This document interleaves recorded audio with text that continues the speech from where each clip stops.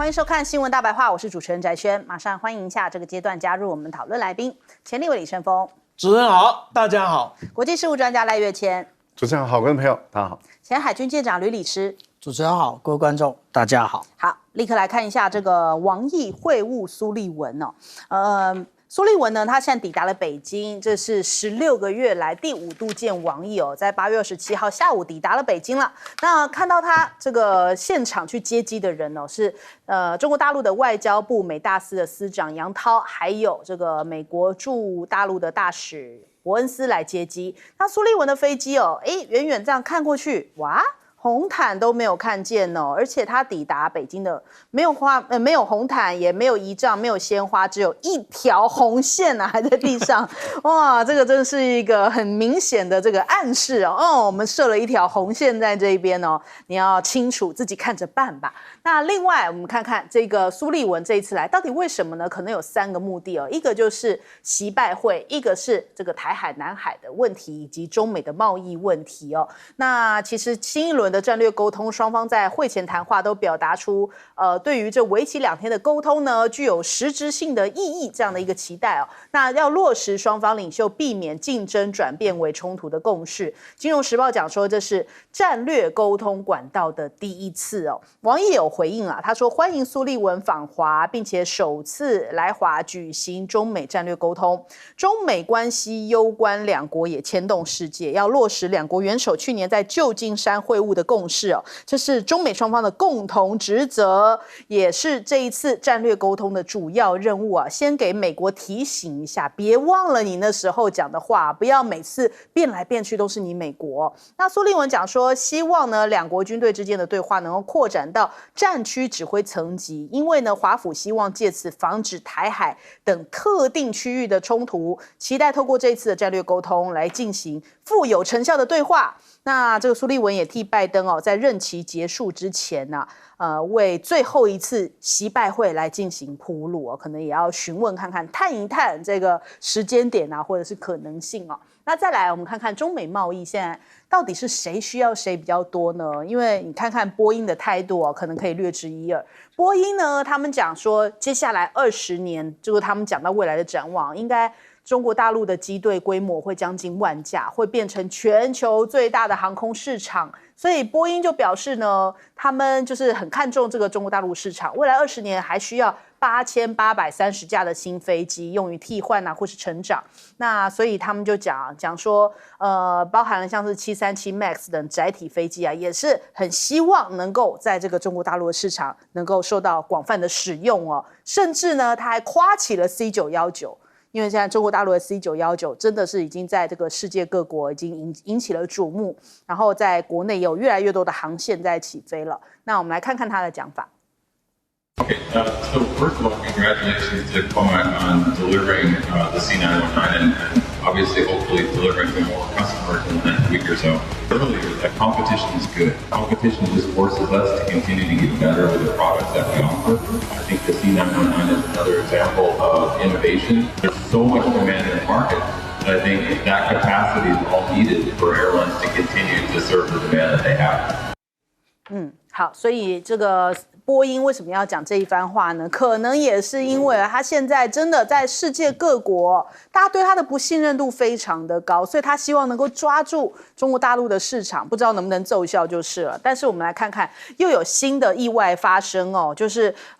波音757在周日的时候，拉斯维加斯飞抵亚特兰大的机场呢，有工人在周2清晨为这个飞机拆卸轮胎的时候，结果轮胎突然发生爆炸，造成惨剧哦，导致2死1重伤。目前还不知道爆炸的原因，就连现在荷兰的航空公司都表示哦，不再使用波音公司生产的飞机哦，所以接下来恐怕这个订单又要再掉一波了。那台海、南海现在的冲突升温哦，那当然这个不外乎是菲律宾现在跟着美国，然后一直跟中国大陆在那边拉扯。那我们看一下这个路透社讲说，有一份还没有公开的的台军方面的内部研究报告指出呢，2023年中国大陆在西太平洋地区各项演习的花费超过150亿美元，大概是4500万台币左右，大概占了大陆的国防预算的7%，显示出来就是北京在台湾以及就是周边有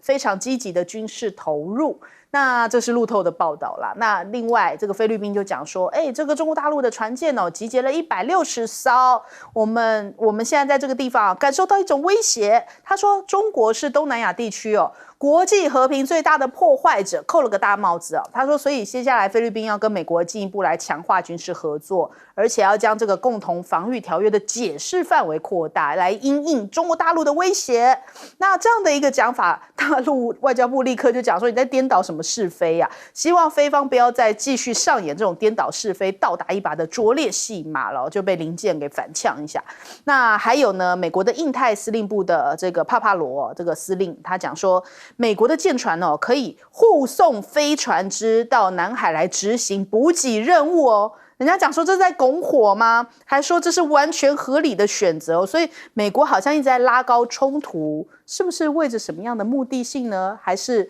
这个让他们的军工这个复合体更能够发大财了？我们先来问一下盛峰哥，盛峰哥怎么看这次的苏立文访华？我想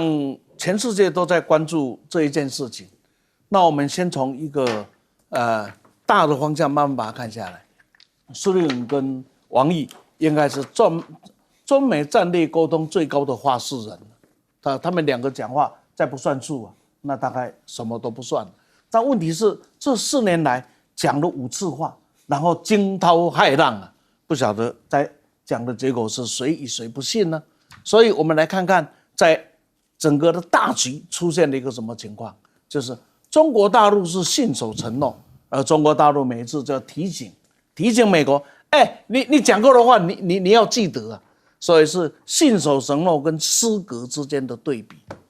第二个呢，就是美国在这4年来不断的采取进攻，等一下封锁这个，等一下禁止这个，等一下卡这个，出手的都是美国，中国大陆都是因应你做了我来因应。所以在这个时候，照道理讲，那个进攻方应该是点看你怎么办，怎么忽然进攻方要跑来对被进攻的人说我要来看你，我要来看你，这什么意思这什么意思？这代表这个进攻完全没有办法达到他所想要的目标，他才会有这样的压力嘛。第三个呢，一个大的格局来看呢，就是中美之间，一个仍然在世界到处拱火，一个在世界到处创造和平的条件，创造和解的条件。那从这个一个情况下，中美双方在这一次的博弈里，不管美方掌握了多大的话语权，凭良心讲，在我的看法，道德上你已经失去了高度了。对，所以你来了，人家给你画红线，不给你红毯，嘟嘟啊好娘啦，谈话叫做嘟嘟啊好娘。其实不只是他啦，从布林肯到我都把它叫做雷蒙多，是吧？雷蒙纳是吧？唱错。那他商务部长雷蒙多在这个爱人他们来的时候受到的待遇，很抱歉，几乎都是红线没有红毯。为什么？这绝非中国的待客之道。从某一个角度来看，一定是你要来的，不是我期望你来的。我希望你来了，我一定是礼仪规格对待嘛。是你抢着要来，我还给你个面子，说我邀请你。那既然这样子，你既然要来，来就来吧，我不拒绝你。所以从这些里面都展现了一件事：不断的在出手的美国，面对的不但在迎战的中国，被动因应的中国，结果出现的是那个出手的人是想方设法要来对那个他出手打前被打的人呢，要来谈什么？那你不觉得这里面就很吊诡的问题就已经摆在那个地方了吗？更何况今天从拜登的角度来看，你已经不连任了。从某个角度上，说你是垃圾时间的总统是比较不好意思了。那说你是看守总统，差不多了啦。因为一朝君子一朝臣，马上要成。那这个时候习拜会什么呢？有几个意思。没什么意义。第一个是形式性，因为美国自从这个尼克森之后除了卡特没有以外，每一个总统都在任内都有到中国正式的国事访问，他是唯一没有的一个。唯一没有一个。那卡特没有去，可是不要忘了，卡特是建交的，所以从这样一个角度来看，将来他在人家谈这个事情的时候，会不会谈到什么？中美之间唯一没有到中国正式访问的叫做拜登，这个是处日嘞，这个绝对不会是他的冠冕呢，这个绝对不会是他的花圈呢。那他要不要去突破这一点呢？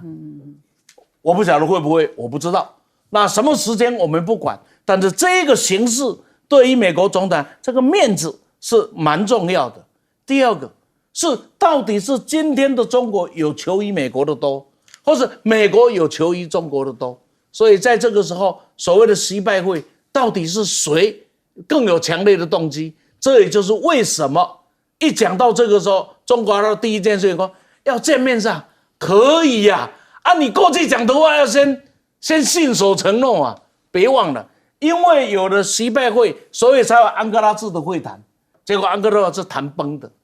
因为了习拜会第二次的线上会谈谈得很好，结果一个气球有没有又崩掉了？然后呢，这个旧金山的会谈谈得大家以为从此以后可以云淡花开了，结果发现什么？还是一样，小宴高涨，从来没有放弃。所以从这样的一个角度来看，会是什么情况呢？我的猜测，正式访问是一个，第二个呢，可能就是线上啊，这个是最有机会的。那线下的话呢，一个呢就正式访问，那一个呢就是国际场所，应该巴西的这个 Q20 的会议，可能又是一个机会，会不会？也就是说，美国有强烈的需要，可是中国可能没有太大的需要啊。至于菲律宾哦，卖个乱啦，那当然一句话讲，卖个乱啦，你一天到晚这边乱啊，他乱喵喵，俩几个桶，美国抓了一只虫，在中国的屁股在那边痒，有没有？要抓也不对，不抓才很难过，你知道？所以这一句话，卖个乱啦。好，来请教赖老师。林肯号航母总算赶到中东去了啊。那昨天，美国奥斯汀他们宣布，林肯号航母跟罗斯福号航母，在中东地区会合了。这代表什么？代表在亚太地区，尤其在南海、东海啊，或者是日本海，没有任何一个航母战斗群了。美国的航母不少，11个航母战斗群，但是很明显的不够用。现在在整个亚太地区没有航母，如果南海这个地方有动乱，中国大陆出手了，那美国如何处理？所以这个帕帕罗这个印太司令跑去菲律宾，昨天去那边虚张声势，但是他有前提，他说要两国协商他才可以去这个护航这样的一个情形，要两国协商。菲律宾参谋总长说，目前不需要，这演双簧。为什么选择27号去？就是因为27号苏利文到了中国大陆去，到北京，所以事实上是在演一场猴戏了。我想大陆也看得很清楚。好，那既然美国的双航母在中东整个南海、东海都没有航母，美国的军力严格上来讲，事实上是很削弱。那苏利文这次去要谈3天，昨天谈第1天，今天一整天都在谈，还有明天。那一般大家估计，如果说谈的还可以，很有可能习近平会接见这个苏利文，但是如果谈得很糟，那就不用见了，就直接就回去了。当然欧美的媒体是认为说苏利文这次来当然是有一篮子的问题要谈，所以才连续需要谈3天，这有点是马拉松式的谈判了的一个会谈。所以南海的问题要谈，那因此就叫菲律宾先创造一个条件。那么两岸的问题要谈，所以就叫赖清德搞这个两国论，再创造一些条件。然后东海的问题要谈，那就是美日韩的军演，再创造一些条件，那么引起这个朝鲜那么的核反应，这样的一个情形就创造条件，然后再叫这个缅甸再造乱。所以苏利文鼓励缅甸，肯定缅甸要缅甸再乱一点，所以缅甸的内战就打得更加激烈了。中国大陆也在缅甸边界从27、28、29开始实施实兵实弹的演练，那也就是震慑这个缅甸的反对派，因为苏利文是赞美他们，苏利文再给菲律宾5亿美元，叫他再闹一点。你可以看到印度也是如此，所以都在闹。那闹的目的在哪里？就是希望给自己增加一个更多的谈判筹码。我后面再带一句话，我觉得波音对于 C919的肯定，这个是主要的原因，就是波音跟空巴都吃不下这么庞大的市场。因为当人均所得越来越高，中产阶级越来越多，对于搭飞机的市场是越来越大。波音跟空巴根本吃不下，所以中国大陆的 C919跟未来的 C929，它的前景是非常可观的。好，来请教一下那个舰长。我们刚刚从那个影片上面，我们听到一句话叫做 "competition is good"， 竞争是好的。这个是从波音的营销副总裁嘴里讲出来的。美国也常常讲这句话，美国的从上到下都常常讲这句话。但是你面对中国的崛起，你吃得消吗？你其实是吃不消的。然后所以开始搞小院高墙，其实也就是卡脖子嘛，对不对？也就是说，其实面对中国的崛起，美国它完全没有办法因应啊。那有关于这一次苏立文到中国大陆去，我个人的看法是毕业旅行，然后呢大家难有成效，因为我跟你一个即将要结束的政权有什么好谈的呢？然后其实最后呢，也就是握手道别，你们以后也不会来了，大约就是如此。那个今年11月的里约热内卢的 G20 峰会约略也是如此。那刚刚讲到这个有关于路透社的访问，我是接受访问的其中一位，它里面只讲2位，我是其中一位。那我里面特别提到了，也就是很多专家学者讨论中国大陆的这一些国防预算，其实我觉得那个是没有成效的。为什么？因为中国大陆它有非常多的研发，其实不在预算之内。怎么说这件事情？例如说，我们现在所看到的中国解放军，它所有的船型，除了那个中国船舶集团之外，另外也就是中国电子科技集团所研发出来的，这2个都不在，这2个国企的预算全部都不在国防预算之内，所以研究这个其实没有意义。那也就是说，我们只能看到一个趋势，因为一般来讲，科子目变动不会太大。那只有中国大陆如此吗？不，台湾也是如此。台湾有多少的机密预算没让我们看到？然后我想请问一下，有关于国防大学以及三军官校的部分的预算，你真的有放在国防预算里面吗？全部都在国防预算里面吗？还是有一部分在教育部的预算里面呢？所以我们这样讲，大家都一样，只能看趋势而已。好，我们先休息一下，广告之后马上回来。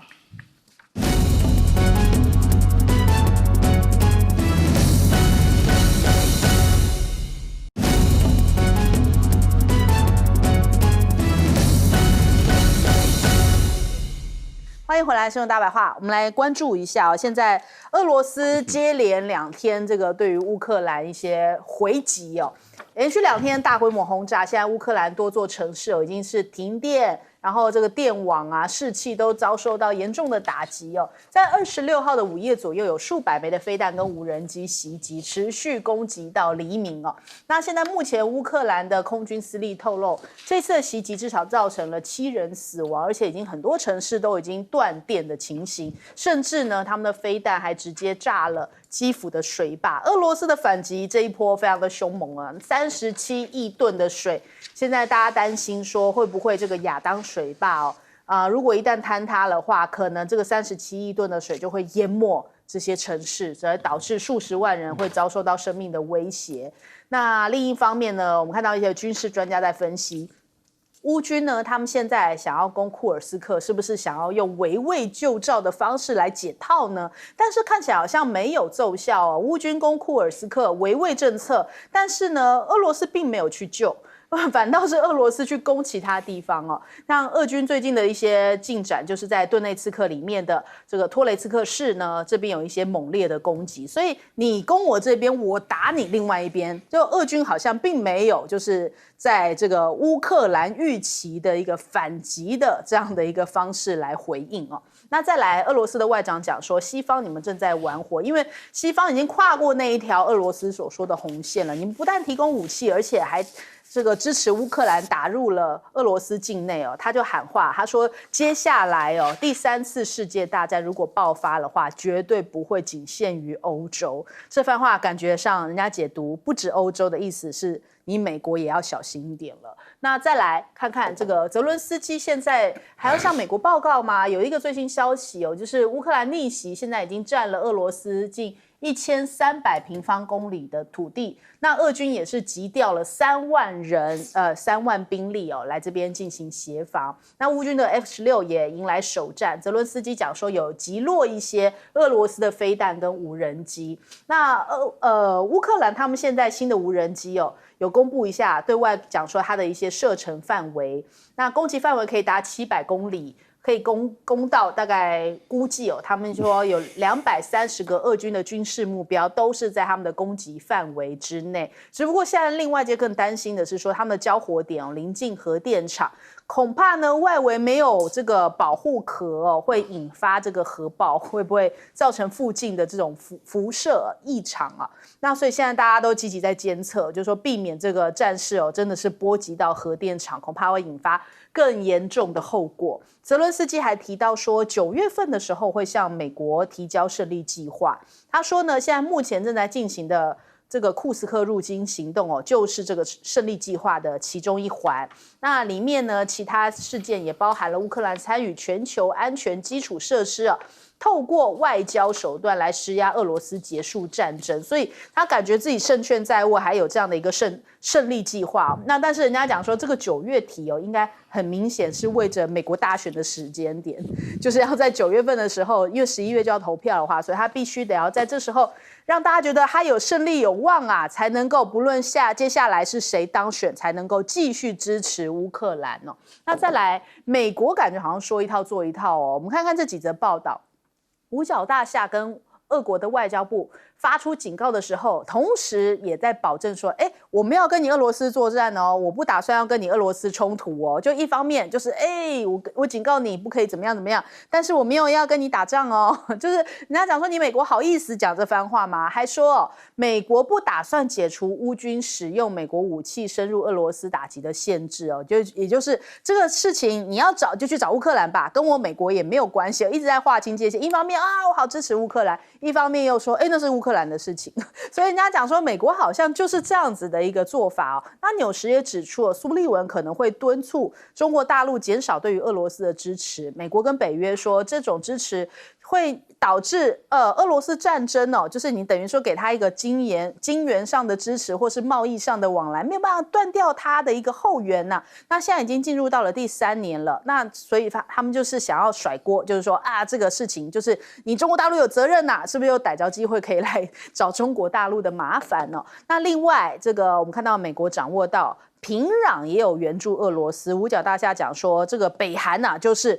俄罗斯入侵乌克兰的同谋。反正现在就是处处在找说，你中国啊、北韩啊，你们通通都是站在俄罗斯那一边的，这样是不是方便美国继续来找茬呢？那另外，这个我们看到中国大陆讲，俄乌战争其实跟我们没有太大关系啊，应该是说。就是某些国家在鼓励这件事情，各国担忧这个俄乌冲突升级外溢哦。其实呢，俄乌背后是军工复合体的代表，这个全球战争体系在操控着。那首先我们来请教一下赖老师，赖老师怎么看？当乌克兰往北打打到库斯克的时候俄国认为就是美国跟乌克兰同盟一起打，所以战争就再也没有约束了。过去是约束在乌东地区嘛，那现在没有约束，所以普丁很明显的就下令对于整个乌克兰全境，包括西乌克兰就是西乌西的部分全境10几个州的基础设施进行轰炸。那这一轰炸是有效的，所以很多的这些炼油槽或者是炼油厂，还有发电站，还有变电所都被攻击被摧毁。当然，美国已经允诺说给乌克兰更多的援助，让他赶快能够修复。因为如果不尽快修复的话，冬天来了，乌克兰的这么多的地方的居民，他们会陷入这种很难过冬的这个困境。所以这个部分里面是双方在较量。水库的问题是已经开始被攻击了，那目前还没有破裂，可是如果一旦有破裂的话，那可能造成的伤害会更大。我们看到在美国积极协助乌克兰在介入整个战争的时候，这个俄罗斯的外长他本身已经警告美国说，如果你再推动下去的话，那当然很有可能就是第3次世界大战。可是以俄国现在的洲际弹道导弹，还有它的轰炸机跟它的船舰，它是可以把战场不只局限在欧洲，因为2次世界大战，俄国或是德国他们当时的力量大概只能够在欧洲为主战场。可是以俄国现在的力量，就是说，如果一旦爆发第3次世界大战，战场不会只在欧洲，所以指的就是在北美洲或是在日本都卷入这个战争的可能性是存在的。但是他这一番讲话到底是讹诈还是危言耸听，还是虚张声势，看你怎么解读。那英国是不相信，英国的态度就是说不要理他我们继续给乌克兰足够的武器，或是允许他使用我们的武器去攻击俄罗斯。那这是英国的态度。可是美国的态度比较谨慎，美国认为还要再想一想，还要再评估。所以我们看到五角大厦的回应就是说，对不起这是场代理人战争，不是你我的战争，是透过乌克兰跟你打所以不要扯到我这边来。但是问题就在于，俄国会信吗？俄国会理会吗？目前的情况看起来是俄国是不打算理会的但是问题是，过去普丁也曾经扬言说，你只要是北约的武器打到俄国的境内，俄国一定会对提供武器者的那一个国家进行反击。对，那现在乌克兰一直在强调，我已经用 F-16战机去攻打你俄罗斯的境内，我已经用了。那我们都知道，第一批送 F-16战机去俄罗斯的是荷兰，可到今天为止没有看到俄国对于荷兰实施反击、实施攻击，所以这样的情形就使普丁的前一次的讲话就变成是讹诈了，也就是没有兑现。因为他说我一定会对你这些小国给武器的小国，我一定会实施攻击。可是现在已经证明了是荷兰提交 F-16战机是第一批的，那第一批也拿进使用在乌东地区的北方俄国境内的库斯克的战场，那为什么你没有对荷兰进行反击呢？所以就使很多人认为那普丁的话不可信，所以还是可以继续再加强。现在的泽连斯基的胆子更大了，他说放开我任何限制，让我自己研发的导弹可以打到俄国的境内，那这样的话我可以保证我可以摧毁俄国的大部分的武装基地等等，可信吗？那问题就在于俄国现在的思考点已经是打算不排除使用核武的问题了。也就是说，如果我的设施或者我的核电站我受到你更多的攻击，那我已经不排除我会用核武来进行反击。这个时候在欧洲或在美国有没有可能就爆发这种核战的风险？事实上是在升高嘛。不过你信还是不信的问题嘛。你不信就继续玩下去，可是你一旦信了，你就不玩了。可是问题是，如果你不信玩下去，而他果然用了，那怎么办？现在问题就在于还有另外一个口子，那也就是在于白俄罗斯这边的。白俄罗斯也在乌克兰的边界，尤其在基辅附近也开始在举行军演了。瓦格纳的军队部队也已经到这个地方来了，会不会白俄罗斯也卷入这场战火？所以乌克兰有没有可能会更扩大？我觉得还是要去观察。好，来请教舰长。大家常常讲就是库斯克，俄罗斯基本上来讲好像没有防守，对，他没有防守，他就是空城计。那也就是说呢，我们来看最新库斯克的状况这个是26号，上面这张图是26号的状况。26号你有看到库斯克在这边有曾经发生过任何冲突吗？没有，而且呢，车臣部队还在这边救回了51人。那我们来看28日，也就是现在所公布的最新的内容。那有在这个库斯克地区发生任何的冲突或者是战斗吗？又没了。那其实只有在这个比尔哥罗德州这边，他宣布了，现在就是俄罗斯宣布这里现在是禁区，就是大家都不得进去。为什么？因为他可能发现了乌克兰的部队还想继续往这走啊，从这里再继续进入。那我们这样子看啊，之前呢，大家一直在谈红军城这个地方啊，那也就是红军城其实当初距离有16公里，可是当乌克兰的部队啊进入到了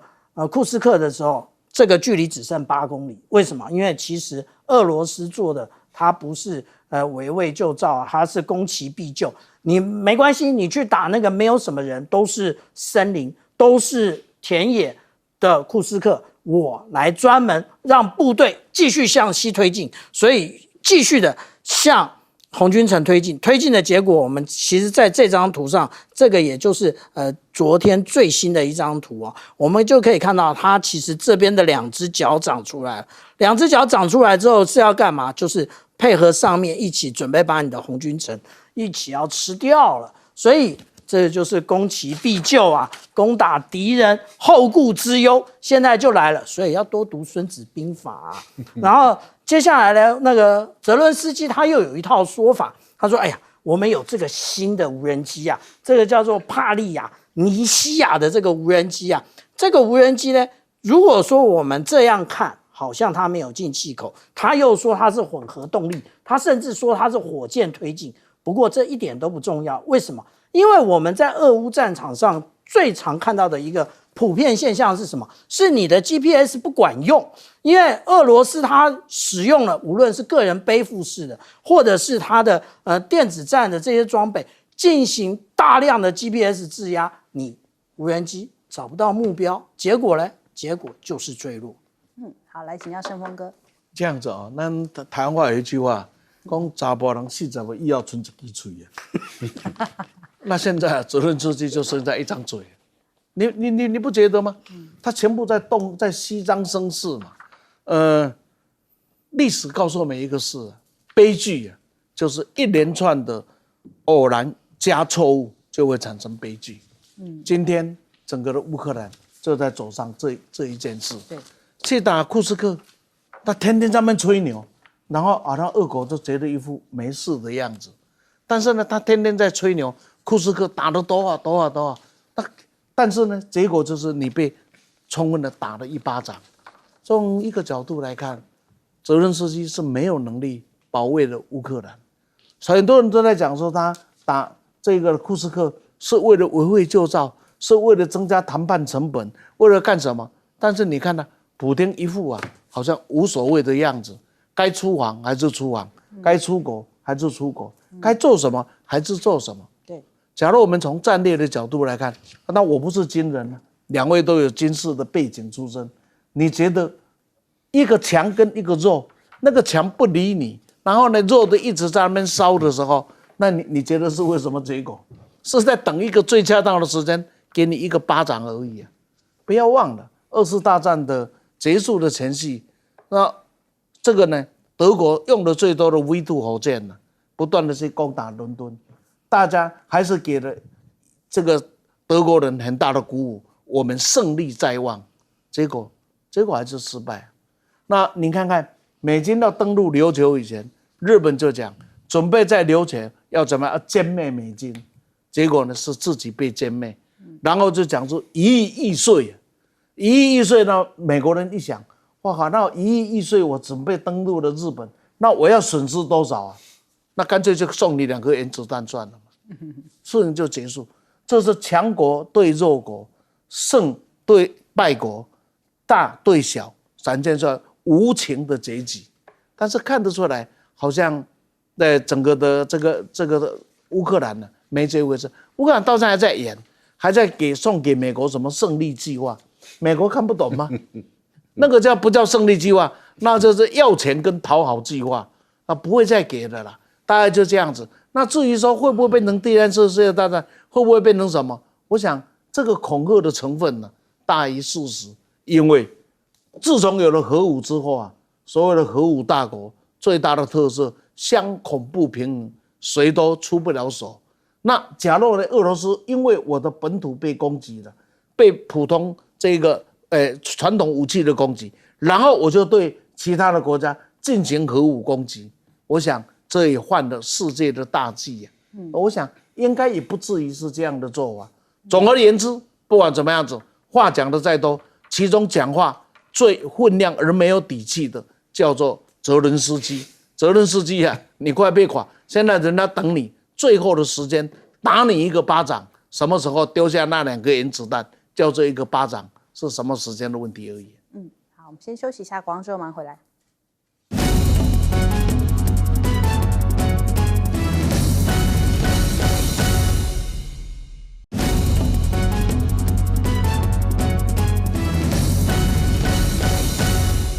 好，黑神话悟空已经带动了全球现在的这个游戏热潮哦。我们来看一下它的总销量已经又在往上上调了，现在已经变成了1540万份，总收入超过了7.3亿美元，大概是人民币51亿哦，再度刷新纪录。那我们看到了，它现在总销量外界预估是可以到2000万份，大约是60亿人民币，相当于台币270亿元。那为什么说带动全球游戏热呢？就是因为连 Steam 他们的线上人数哦也刷新了哦，就是从7月份开始哦，这个人数不断在增加，可是到了8月显著成长，就是在这个黑神话悟空8月20号上市之后哦，从这个3700万已经增加到现在3400万增加到3700万，刚好就是现在黑神话悟空的发行。那我们看看这个现在目前呢，大家讲说这是3A 啊，中国大陆的3A 游戏的新希望。那现在看到了大陆的政府也对于黑神话特事特办，一路开绿灯，审核上面也没有为难哦。本来是说好像要避免青少年沉迷哦，但是呢，因为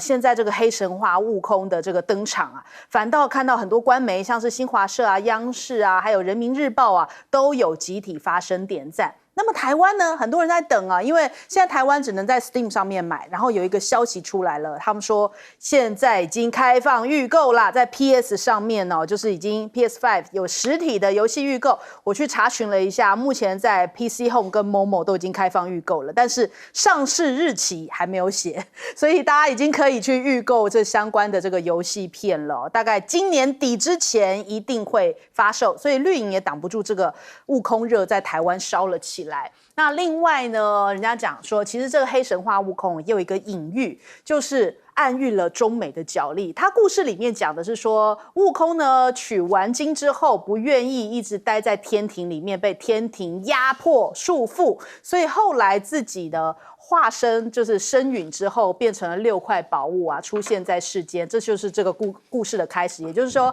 第2代的悟空啊，要去寻回这6块宝物。那人家讲说，稍微敏感一点的玩家都可以感觉到说，这就是现在世界局势的一个隐喻哦。美国就像是这个西方集团就在这个游戏一开始的时候，哇，这庞大的这个集团要打压一只这个齐天大圣悟空哦。那虽然当时悟空曾经败了，可是第2代现在的这个新一代悟空，也就是新的天命人，就象征着是中国人对抗欧美的围剿。那什么样叫做天命人呢？天命人在他们定义来说，就是这个非常的超群，非常专业，而且很自信，积极乐观，面对各样的困境不会屈服，会用智慧去处理，顺利的度过，甚至完成自己的使命。这就是现在的天命人。那感觉上面就像是新一代的新中国，就像是一个新的天命人角色来对抗美国的围剿，这个欧美集团的围剿。那人家在讨论说，其实这一次黑神话悟空的音乐配乐获得了盛赞，这个云宫迅音也在国际间迅速走红，有非常多外国的一些这个音乐的评论家啊，他们都在讲说，哇，这就是传说中天庭的交响乐吗？而且他们就是还有很多在网络上面发表说，哎，这个点评这个音乐做的有多么的棒啊，赞叹，甚至呢，连这个往生咒前几天我们有播放，有很多在网络上面红翻啦，就是说，哇，超级洗脑，就感觉上面一听之后就会好像一直这个旋律在你的脑海里头忘不掉。那连这个英国的歌手也把这个往生咒做了一首歌，我们来听听看。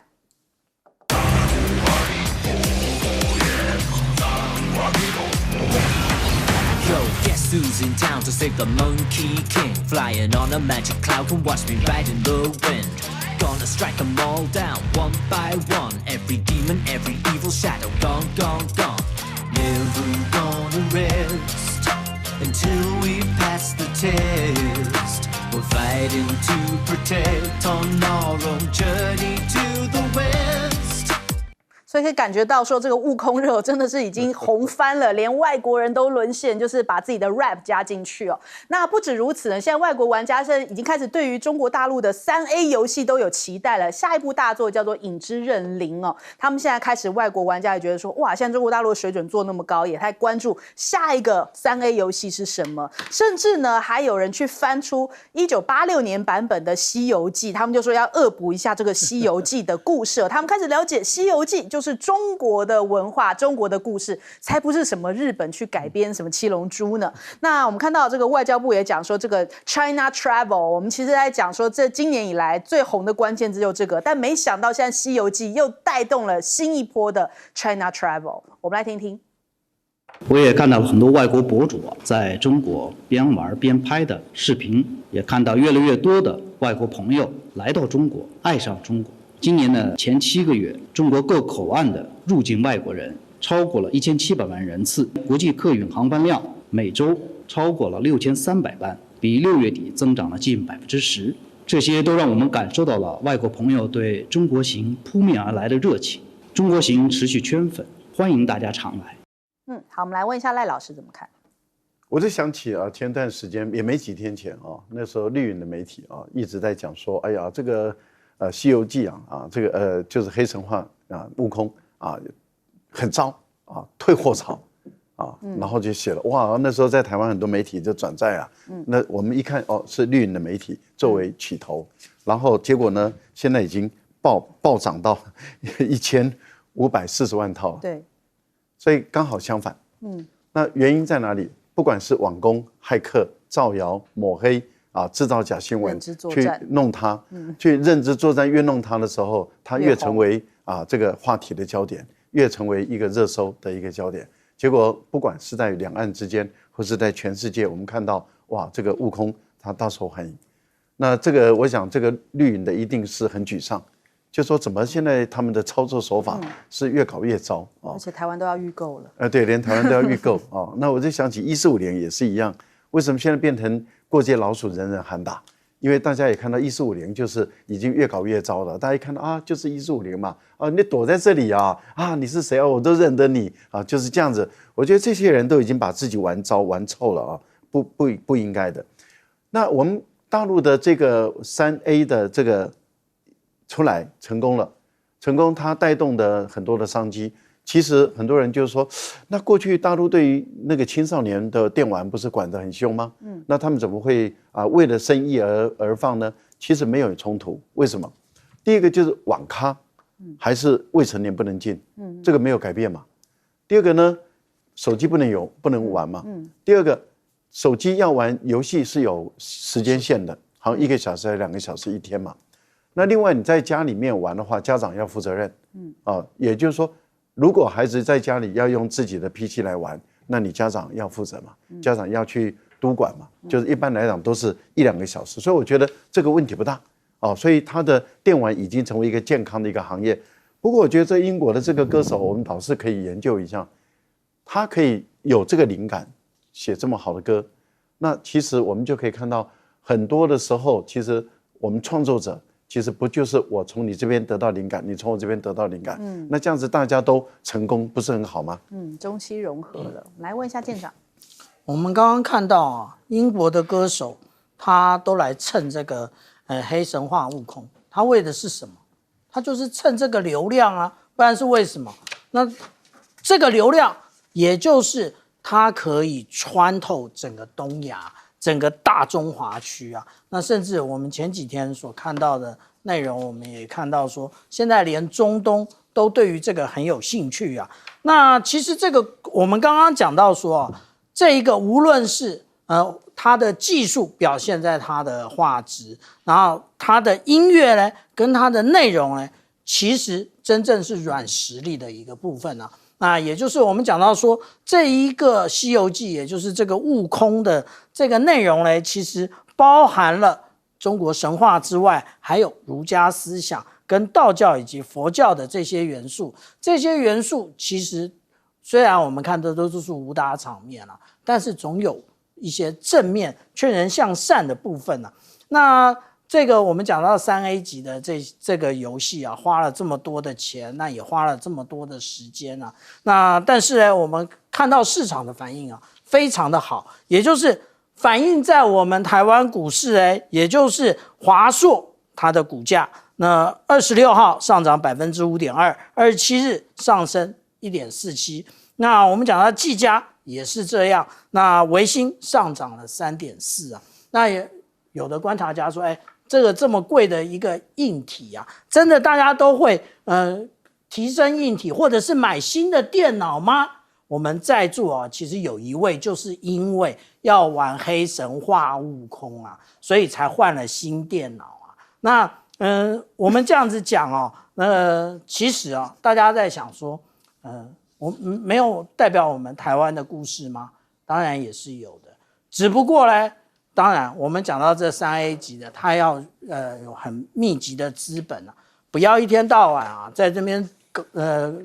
搞七弄八的，然后呢，从大陆淘宝进来的这些这些医药包呢，很贵的卖给我们的民众，赶快啊呼叫曹董，你赶快花大钱做一个绿神话黑熊给大家看看嘛。对不对？也花同样的钱，振兴台湾产业不好吗？好，来问一下盛峰哥。这样子啊，我游戏我不懂，我从来没有玩过游戏，我真的不知道。但是我对于整个中国大陆文创的趋势啊，我很在意，我也很用心的看。我只想在这里先下一个结论，就是从现在开始，在未来的10年以后，大概中国的孩子不必要再依赖格林童话跟哈利波特了。它所代表的是，假如各位有机会